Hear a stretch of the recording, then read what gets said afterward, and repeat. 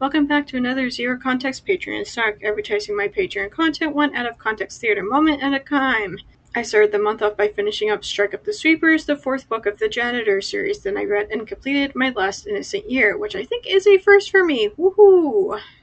The paper plane comes back to say that the fortress is clear of bumbies, but then Marv unmakes it. However, he forgot to check for other people, and he finds that the fortress is taken over by Garth while he was helping the kids.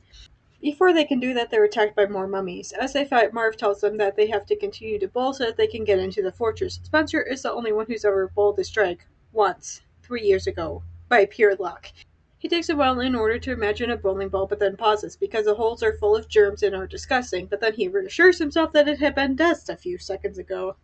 Spencer couldn't imagine that Marv would work with Garth Hadley, but the janitor slowly nodded his shaggy head. Had to stay alive, said Marv. How could you? Spencer went on. He's a bad guy. He works for the BEM. There is no BEM down here, kid, said Marv. Just a whole bunch of toilet paper mummies that want to wipe the skin off of your bones. Didn't really matter who was rebel and who was BEM. Had to stay alive. As I said earlier, for a kid, life is still fairly black and white. For an adult, this is a reasonable behavior. I'd do it if I thought that teaming up was the difference between life and not life. The second story of Garth's fortress is very different from the lobby here. An attractive blue carpet covered the floor, and office cubicles filled the area. You can imagine anything, so why'd you pick corporate hellscape? Spencer then uses his powers to find out what world it is so they meet up with the others and fight off some more sweepers. Then they open up a portal, which is open in Walter Elementary because of bookworm. However, before they can slip through to get some more supplies, a sweeper grabs and eats the squeegee. They want to get another set of squeegees, but they're all gone now. Penny suggests that Spencer can use his powers to make another pair, but he tells them that his powers are in cooldown for the next several hours. Mr. Clean is there, and Ellen is surprised to see him. We're finally told what his actual name is. He's Alan's old partner, Rod Gresh, which is a twist I hadn't seen coming. The others ask what comes next. Walter says that this is going to be their frontal stand against the BEM. He then reveals to the others that they've had the custodian manual this entire time, and they've gotten it translated, that the founding witches are trapped in the source of all glop, and that they're going to free them. When asked where the source of all glop is, Walter almost cheerfully says that it's going to be in Walter Elementary. Mrs. N smells like cabbage. Spencer smiled. Marv wasn't great at spelling. I never imagined that he spelt it wrong simply because he was a terrible speller. I thought that he spelt it wrong because it's the kind of way that a kid defacing a desk would spell it. But before they do, Min radios them to tell them that he's almost finished with the translation. He put a rush on it since Spencer had said that it was urgent.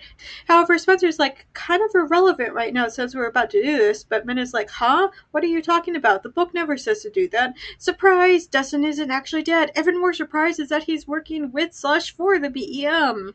There's an awful lot of curse your son yet inevitable betrayal going on here. Mr. Clean crows a lot about how he tricked Walter into letting them think that the witches would be on their side. Instead, their main goal sounds an awful lot like a certain Austrian artist, to destroy the world and recreate it in our image. Mwahahahaha. Zev and I stayed friends after that, although friends might not have been the right word. Whenever we saw each other in the dining hall or library, he would seek me out and we would talk, not about little things like what his parents did for a living or if he had a pet, but big things like politics, economics, God, the Middle East. Zev challenged me to articulate my beliefs to explain why I was a feminist or a Democrat.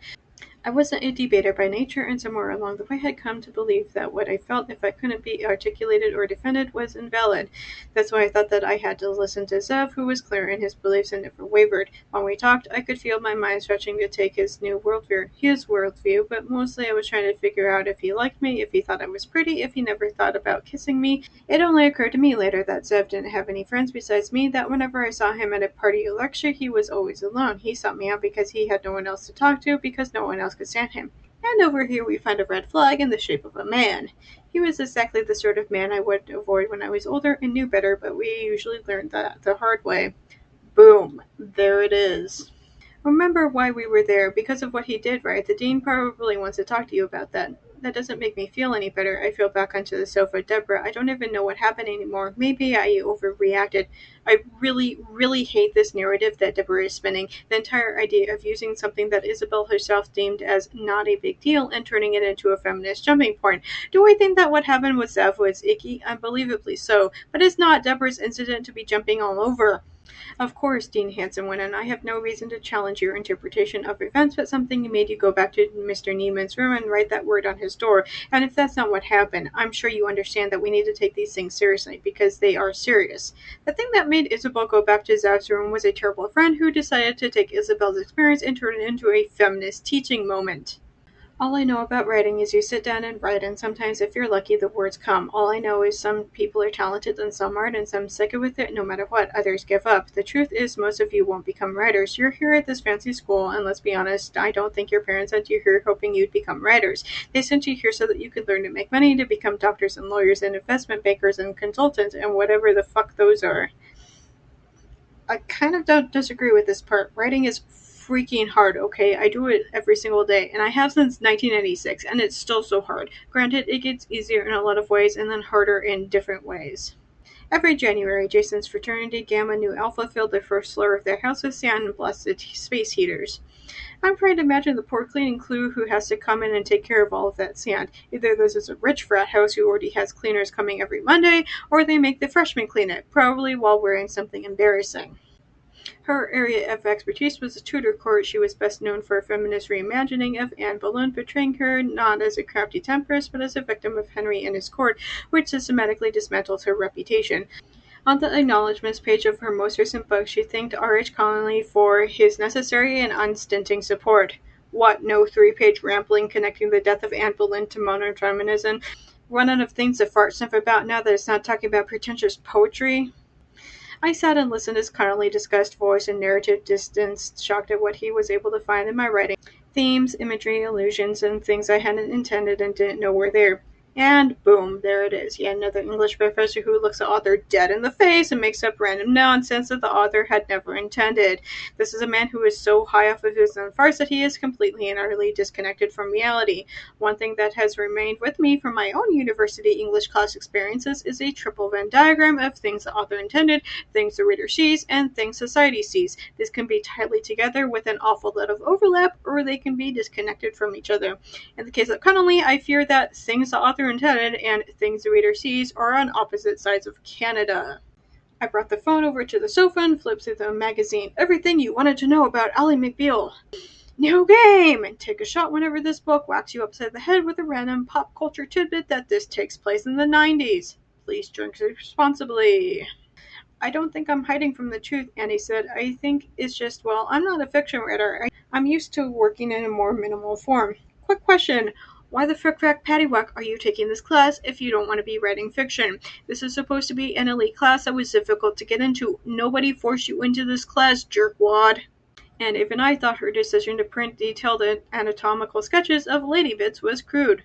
Look, there's exposing Bill Clinton for the creepy womanizer he is kind of feminism. We need this kind of feminism. And then there's let's put paintings of lady bits into magazines. If you're offended, then you're the problem kind of feminism. Nobody needs this kind of feminism. In fact, one might argue that the second kind of feminism is actually harmful to the first kind. Wait, I said, grabbing his sleeve. Are you mad at me? He turned to face me. Please, stop pretending like you aren't loving all of this. All of what? Being teacher's pet. Is that why you're mad? Because Connolly liked my story? Give me a break, he said. I don't give a fuck what that guy thinks. Some washed-up has-been who hasn't published anything in 15 years. What pisses me off is how much you enjoy it.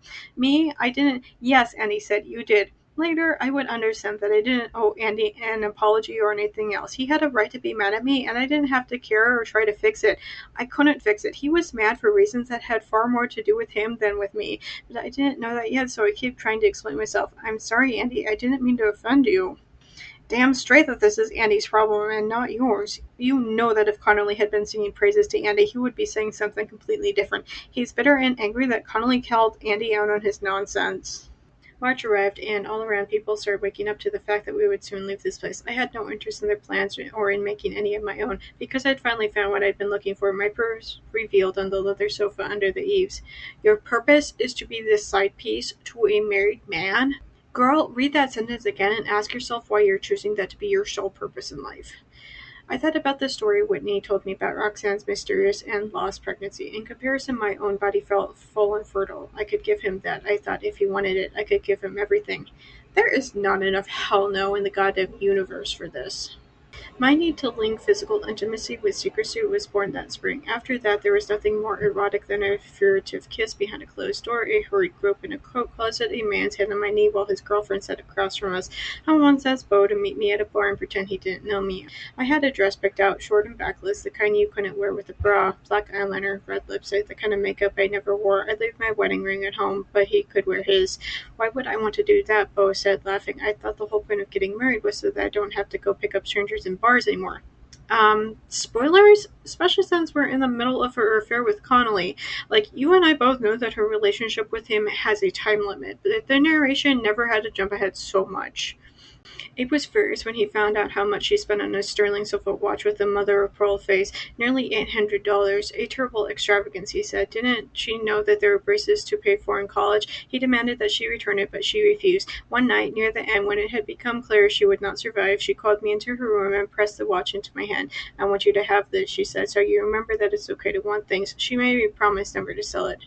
Look, it's okay to want things, but there's a huge difference between going hungry so that you can have an $800 watch and occasionally treating yourself to a bear claw.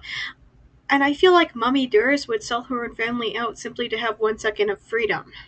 Back on campus, corporate recruiting was in full swing. From my perch at the information desk, I saw my classmates rushing to interviews, carrying briefcases and wearing suits and dress shoes that looked like they came from their parents' closets.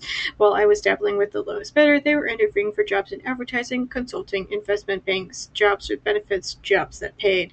I am once again asking her what her long-term goals were post-college. Like, did she seriously think that she was going to get by living in Randy's bed forever? That he was actually going to leave Roxanne and agree to be her sugar daddy? She's already told us that her relationship with Randy didn't work out because at some point she gets married to some dude named Bo. Circling back to a conversation she had with Randy earlier, when they eventually do break up, then what? She'd simply drift from sugar daddy to sugar daddy until things somehow worked out for her? I'm honestly glad that Abe shook some sense into her, even if he was kind of terrible for having lied to her about the student debt. What did Wilder ever do for you? Zev's still a student here. What did Wilder ever do for Isabel? How about the fact that they gave her an education, housed her, fed her for 4 years? Does that mean nothing? Also, I'd like to point out that Isabel herself never actually called it a grape. That was all Deborah. How do you think her senior year was after you graped her? Deborah, stop, I said again. Why don't you ever let her speak for herself, said Zev. Zev is a forking piece of dookie, and I'd love to see him experience something emotionally pleasant that results in the end of his life. But he does have a point. Deborah is the one telling Isabel what happened to her that night. Isabel herself has no words to properly explain what happened to her, only that she simply disliked it. I know a lot of people don't like you, she said, but I think you're a badass. And then she leaned over and kissed me on the lips. It wasn't entirely unpleasant, but maybe it was just that kind of night.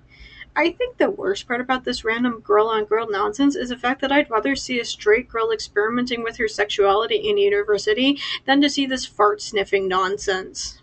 I understood, although he'd never told me that they stayed together for financial reasons. He worked only part-time at the Citizen, and whatever money he made from his books was gone. Girl, he's not even rich. What the heck are you doing? He can't pay your way. I'm not saying that her being the sugar baby to a married man is okay, but holy guacamole on a cow. He's broke as anything and is basically leeching off from his wife. Saturday. I spent the whole day in bed, waking only when Kelsey and Deborah came in. Rough night, Deborah asked. Kelsey placed a cool hand on my forehead. My head hurt, my hands hurt, my knees ached, but there wasn't anything wrong with me. Not anything they could fix. Sweetie, there's so much wrong with you, and I'm pretty sure that they could fix it by telling you not to think with your lady bits so goddamn much.